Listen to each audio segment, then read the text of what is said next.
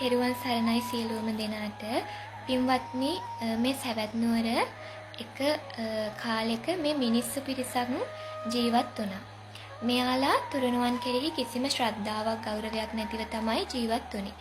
ඉතින් මෙයාලා මේ විදිහට සිල් රකින්න නැතිව ඒ වගේම කොපමණ වස්තුන් තිබ්බත් මිල මුදල් තිබ්බත් දන් දෙන්නේ නැතුව ඊටමත් මසුරුකමින් ජීවත් වුණා. ඉතින් මෙයාලා ටික කාලෙකින් මිය පරලොව ගිහිල්ලා ඒ සවැත් නුවර සමීපයේම එක්තරා പ്രേත යෝනියක ඉපදෙනවා. ඉතින් මෙහෙම මෙයාලා මේ പ്രേත යෝනියේ ඉපදිලා බොහෝ දුක් විඳින්මින් ජීවිතේ ගත කරනවා.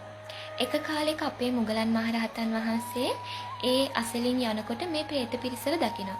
උන්වහන්සේ මේ പ്രേත පිරිසව දැකලා මෙයාලා ළඟට ගිහින් මෙයාලගෙන් අහනවා නුඹලගේ ඇඟේ කිසිම වස්ත්‍රයක්වත් නැහැ. ඒ වගේම නුඹලගේ ඇඟේ ඇටකටු මස්නහර පවා පේනවා. ඒ වගේම නුඹලගේ මේ ශරීරය ඉතාමත් කෙට්ටු ශරීරයක් තමයි නුඹලට තියෙන්නේ. ඉතින් මෙන්න මෙහෙම ඉන්න මේ නුඹලා කවුද කියලා අහනවා. ඉතින් ඒ වෙලාවේ අර പ്രേත පිරිස මුගලන් මහරහතන් වහන්සේට කියනවා පින්වත්නි ස්වාමින් වහන්සේ අපි මනුස්ස ලෝකෙ ඉන්නකොට බොහෝ පව්කම් කරගෙන දැන් මේ പ്രേත ලෝකෙ ඉපදිලා ඉන්න പ്രേත පිරිසක් කියලා කියනවා. ඉතින් මුගලන් මහරහතන් වහන්සේ අහනවා අර പ്രേතයන්ගෙන් නුඹලා මනුස්ස ලෝකෙ ඉන්නකොට මොන වගේ පව්කම්ද කරේ කියලා අහනවා. ඉතින් මෙහෙම අහනකොට අර പ്രേත පිරිස මුගලන් මහරහතන් වහන්සේට කියනවා ස්වාමින් වහන්සේ අපි මනුස්ස ලෝකෙ ඉන්නකොට අපිට කොච්චර වස්තුන් තිබ්බත් කොච්චර මිල මුදල් තිබ්බත් අපි දන් දුන්නේ නැහැ. ඒ වගේම අපි සිල් රැක්කේ නැහැ. අපි තාමත් මසුරුකමින් තමයි අපේ ජීවිතේ ගෙව්වේ. තුරුණුවන් කෙරෙහි කිසිම ශ්‍රද්ධාවක් ගෞරවයක් නැතිව තමයි අපි ජීවිතේ ගත කරේ. ඉතින් අපි බොහොම පව් රැස් කරගෙන තමයි මේ പ്രേත ලෝකෙ ඉපදිලා දැන් බොහෝමයක් දුක් විඳිනවා කියලා මේ මුගලන් මහරහතන් වහන්සේට උත්තර දෙනවා. ඉතින් පින්වත්නි මේ പ്രേත පිරිස මෙහෙම කියලා ආපහු මුගලන් මහරහතන් වහන්සේට කියනවා ස්වාමින් වහන්සේ අපිට වතුර තිබහා වුණාම අපි වතුර තියෙන තැනක් හොයාගෙන යනකොට අපි යනකොට ඒ වතුර තියෙන තැන වතුර හිඳෙනවා. ඒ වගේම අපි රස්නේ වෙලාවට හෙවන තැනක් හොයාගෙන යනකොට ඒ හෙවන තියෙන තැනටත් අවුව වැටෙනවා. ඒ වගේම මේ හමන හුලඟෙන් පවා අපේ ඇඟ පිච්චෙන තරම් ඊටමත් දරා ගන්න බැරි රසණයක් තමයි එන්නේ කියලා කියනවා.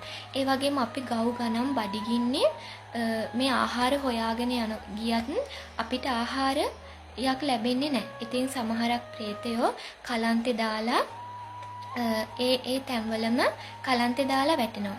ඉතින් සමහරක් අය උඩුකුරු අතට වැටෙනවා. ඒ වගේම සමහරක් අය මුණින් අතට වැටෙනවා. ඉතින් ඒ තැන්වලම වැටිලා නැගිට ගන්න පණක් නැතිව එහෙම්මම ඉන්නවා. ඉතින් ස්වාමින් වහන්සේ අපේ මේ පපුවයි හිසයි දෙකම එකින් එක ගැටෙනවා කියලා මේ പ്രേත පිරිස කියනවා. එහෙම කියලා මේ പ്രേත පිරිස ආපහු කියනවා මුගලන් මහරහතන් වහන්සේට ස්වාමින් වහන්සේ අපි මේ මනුස්ස ලෝකේ ඉන්නකොට කොච්චර වස්තුන් තිබ්බත් කොච්චර මිල මුදල් තිබ්බත් අපි දන් දුන්නේ නැහැ. ඒ වගේම මේ තරුණුවන් කෙරෙහි කිසිම ශ්‍රද්ධාවක් ගෞරවයක් නැතිව තමයි ජීවත් වුනේ. ඉතින් අපි බොහොම පව් රැස් කරගත්තා. ඉතින් ඒ නිසා මේ പ്രേත ලෝකේ මේ වගේ තව බොහෝ දුක් විඳින්න අපි සුදුසුයි කියලා මේ പ്രേත පිරිස මුගලන් මහරහතන් වහන්සේට කියනවා. ඒ වගේම මෙයාලා කියනවා අපි නැවත මනුස්සාත්මයක් ලැබුවොත් අපි සිල් රකින්නවා. ඒ වගේම දන් දෙනවා. මේ මසුරුකම බැහැර කරලා දානමාන ආදිය දෙමින් අපි යහපත් ආකාරයට අපේ ජීවිතය ගත කරනවා කියලා මේ പ്രേත පිරිස කියනවා. ඉතින් මෙහෙම කිව්වහම මුගලන් මහරහතන් වහන්සේ මේ පිරිසගේ කතාව අහගෙන ඉඳලා භාග්‍යවතුන් වහන්සේ ඉන්න තැනට ගිහින් භාග්‍යවතුන් වහන්සේට මේ ගැන කියනවා. ඉතින් භාග්‍යවතුන් වහන්සේ මේ කතාව අරමුණු කරගෙන මේ මිනිස්සුන්ට ධර්මයේ දේශනා කරනවා. ඉතින් පින්වත්නි අපිට පේනවා මේ සංසාරේ කොච්චරනම් භයානකද. මේ අති දීර්ඝ සංසාරේ අපිත් මේ වගේ මේ പ്രേත ලෝකවල වල ඉපදෙමින් ඒ වගේම මේ සතර අපායේ බොහෝ දුක් විඳින්මින් මේ සංසාරේ අපිත් ඕන තරම් එන්න ඇති. ඉතින් අපි මේ ජීවිතයේ මනුස්ස ආත්මයක් ලැබලා ඊටමත් වාසනාවන්ත ලෙස ඊටමත් වාසනාවන්ත ජීවිතයක් අපිට ලැබිලා තියෙනවා.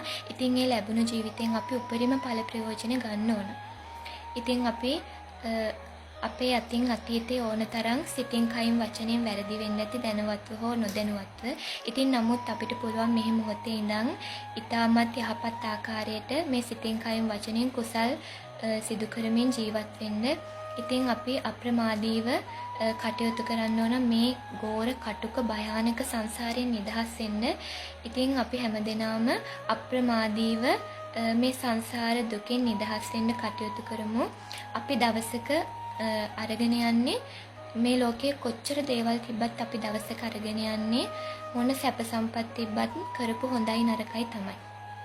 ඉතින් අපිට පුළුවන් ආකාරයට දන් දෙමින් ඒ වගේම ගිහියන්ට තියෙන නිත්‍ය සීලය තමයි පංචශීලය.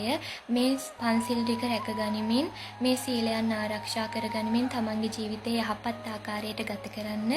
ඉතින් සියලු දෙනාම අප්‍රමාදීව කටයුතු කරමින් මේ නිවනට එක අඩියක් හරි ඉස්සරහට තියාගන්න. ඉතින් සියලු දෙනාටම උතුම් චතුරාර්ය සත්‍ය ධර්මය අවබෝධ වේවා. සියලු දෙනාටම තෙරුවන් සරණයි.